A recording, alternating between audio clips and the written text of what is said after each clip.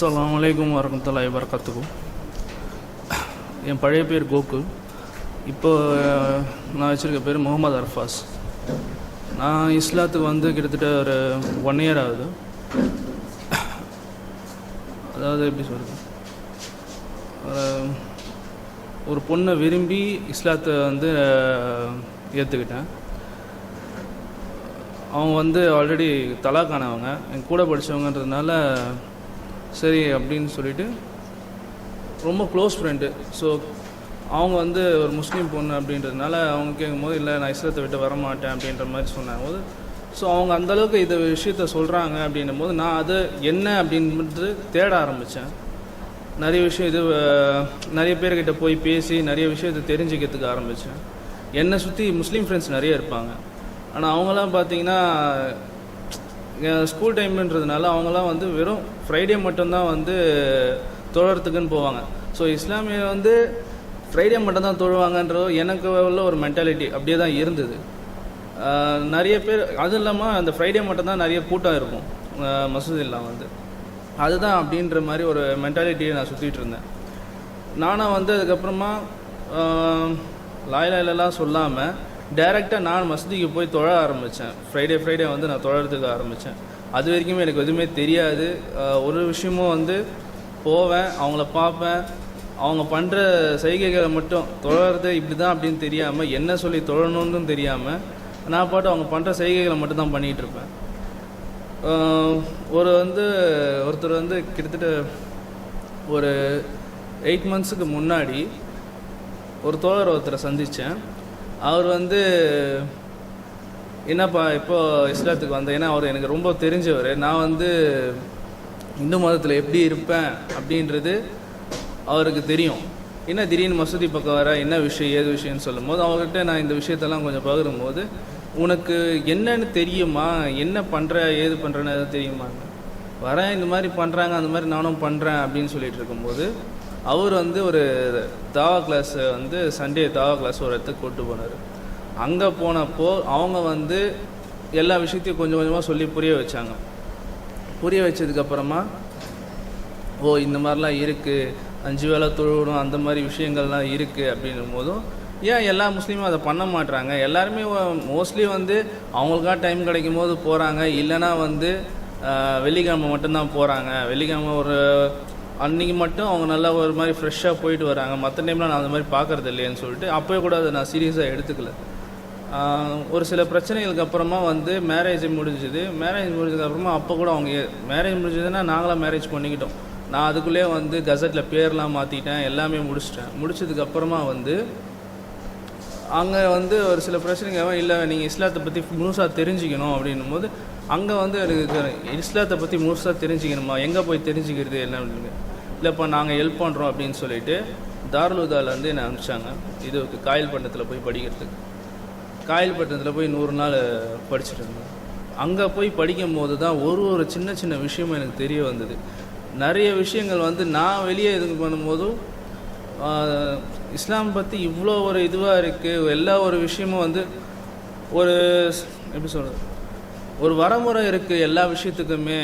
ஒருத்தர்கிட்ட பார்க்குறது பேசுகிறது பழகிறதுலேருந்து எல்லாத்துலேயுமே ஒரு வரமுறை இருக்குது, எல்லாருக்கிட்டையும் ஒரு ஒற்றுமை இருக்குது அப்படின்ற விஷயம்லாம் வந்து நான் இங்கே இருக்கும்போதே நிறைய விஷயம். அங்கே போனதுக்கப்புறமா இப்படி தான் தொழணும், இப்படி தான் இருக்கணும், இப்படி தான் நடந்துக்கணும், இப்படி தான் பேசணும், இப்படி தான் சாப்பிட்ணும், அதாவது ஒரு குழந்தைக்கு சொல்லித்தர மாதிரி இஸ்லாம் சின்ன வயசுலேருந்தே நான் ஒரு குழந்தை எப்படி வளருமோ அந்த மாதிரி வந்தவனுக்கு அந்த வரமுறையை சொல்லிக் கொடுக்க ஆரம்பிச்சது. நான் அங்கே போனப்போ உட்காந்து தான் தண்ணி குடிக்கணும், இது வந்து சுன்னத் அப்படின்ற மாதிரி சொன்னாங்க. நபி இது மாதிரி தான் பண்ணார், நீங்கள் இந்த மாதிரி பண்ணணும். அது ஏன் இதை வந்து ஒரு அவங்க சொன்னாங்க அப்படின்றது மாதிரி இல்லாமல் உட்காந்து குடிக்கிறதுனா என்ன நல்லது இருக்குது தண்ணி குடிக்கிறதுல அப்படின்ற விஷயம்லாம் அங்கே புரிய வச்சாங்க. இந்த மாதிரிலாம் இருக்குது, இந்த மாதிரிலாம் நடந்துக்கணும் அப்படின்ட்டு, பெண்களை பார்க்கக்கூடாது, அந்த இதுவில் எப்படி இருக்கணும், ஒரு ஒழுங்குமுறை எப்படி இருக்கணும். நான் அங்கே போனதுக்கப்புறமா விரும்பினேன் அப்படின்ற ஒரு விஷயமே வந்து தவறாக எனக்கு தெரிய வந்தது. இது வந்து தவறு, நம்ம வந்து தப்பு பண்ணிட்டோம். அதுக்கப்புறமா நான் ஆலிம் சாகிட்டெலாம் போய் இந்த மாதிரி ஆகிடுச்சு, நான் என்ன பண்ணுறதுன்னு, அதெல்லாம் ஒன்றும் இல்லைப்பா, இஸ்லாத்தை வந்து உன் பாவங்கள் மன்னிக்கப்பட்டுச்சு, நீ இதுக்கப்புறமா வந்து எந்த தவறும் பண்ணாமல் உனக்கு கொடுத்த பாதையில் நீ கரெக்டாக போயிட்டுரு அப்படின்ற மாதிரிலாம் அவங்க சொல்ல ஆரம்பித்தாங்க. நான் அதுக்கப்புறமா வந்து அந்த இதில் வந்து நிறைய அந்த 100 நாள் வந்து என் லைஃப்பை ஒரு டேர்னிங்கன்றதை விட பயங்கரமாக மாற்றிருச்சு. நான் இது வரைக்கும் எதிர்பார்க்காத என் லைஃபு ரொம்ப டோட்டலாக மாறி இருந்தது. ஒன்றுமே தெரியாது, தொழ சைகையை வச்சு தொழ ஆரம்பித்தவன் கிட்டத்தட்ட ஒரு 18 சூற மனப்பாடம் பண்ணுற அளவுக்கு அங்கே இருந்தேன். அது இல்லாமல் நிறைய இடத்துக்கு நான் தாவா போக ஆரம்பித்தேன். ஊட்டி அது இது வந்துட்டு ஒரு சில பல இடத்துக்கு நான் தாவா வந்து அங்கேருந்து என்னை கூப்பிட்டு போனாங்க. நிறைய பேருக்கு தாவா பண்ணேன். இப்போது இடையில வந்து ஒரு புயல் ஒன்று வந்தது, கஜா புயல் வந்தது. கஜா புயலில் பாதிக்கப்பட்ட இடத்துக்கெலாம் நாங்கள் போயிட்டு எல்லாத்துக்கும் உதவி பண்ணிகிட்டு இருந்தோம்.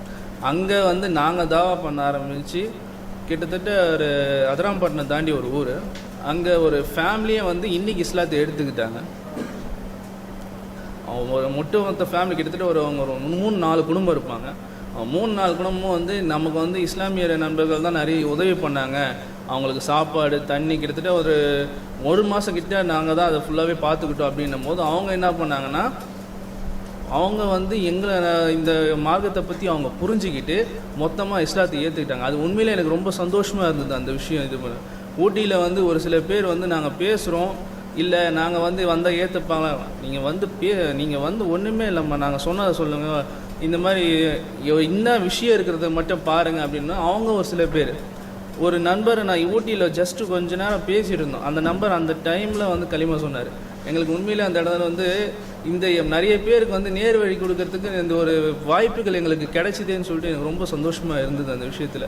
அங்கேருந்து ராவா சென்டர்லேருந்து நான் வெளியே வந்ததும் எனக்கு கிடைச்ச மரியாதைகள் நிறைய. அதாவது ஒரு முஸ்லீம் நண்பர் அப்படின்ற ஒரு மரியாதை வந்து எனக்கு ரொம்ப பெருசாக தெரிஞ்சுது இந்த இடத்துல. பழைய இதில் வந்து ஒரு நம்பிக்கை கூட இருக்காது என் மேலே.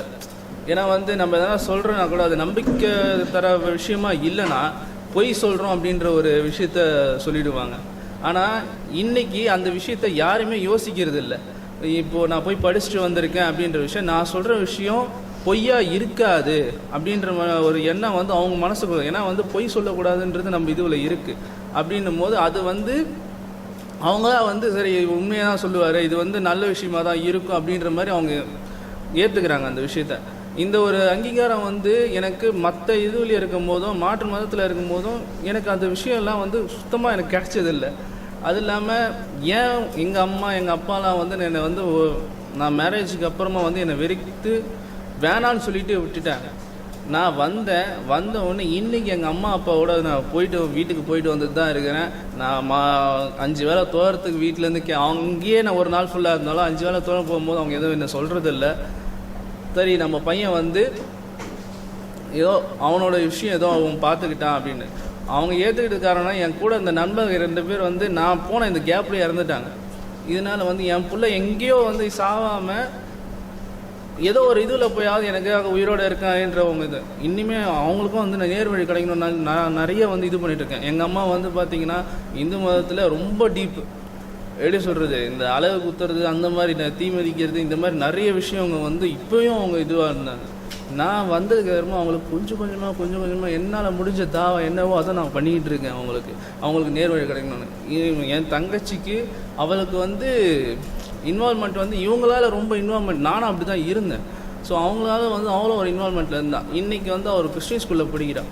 அங்கே கொலாப், இந்துஸுக்கும் கிறிஸ்டினுக்கும் ஒரு கொலாப்ஸ் இருக்குது. அதுக்குள்ளே அவளுக்கு இப்போ ஒரு 11th படிக்கிறான்னு அவளுக்கு ஒரு மென்டாலிட்டி வந்து அவள் யோசிக்கிறான், இந்த மாதிரிலாம் இருக்குது அப்படின்னு. ஸோ நான் சொல்கிறது அவள் யோசிக்கிறான், என்ன நான் இவ்வளோ இருக்குது, கொஞ்சம் கொஞ்சமாக நான் இது தரேன், குரானை கொடுக்குறேன், நீ அதை படித்து பாரு அப்படின்னு சொன்னோடனே அவள் கொஞ்சம் கொஞ்சமாக படிச்சுட்ருக்கான்.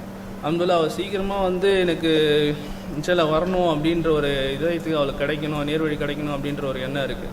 கொஞ்சம் கொஞ்சமாக என் பேரண்ட்ஸுங்களுக்கும் இந்த நேர்வழி கிடைக்கணும் அப்படின்ற ஒரு எண்ணம் இருக்குது. ஏன்னா இன்னும் வந்து எங்கள் அம்மா அதே விஷயத்தில் இருக்கிறதுனால எனக்கு என்ன இதுன்னா, நான் ஒரு சந்தோஷம், நான் ஒரு சுதந்திரத்தை நான் ஃபீல் பண்ணுறேன் இஸ்லாத்துக்கு வந்து. ஸோ அது வந்து என் பேரண்ட்ஸுக்கும் என் சுற்றி இருக்கவங்களுக்கும் கிடைக்கணும் அப்படின்ற ஒரு எண்ணம் என் மனசில் இருக்குது. அஸ்ஸலாமு அலைக்கும்.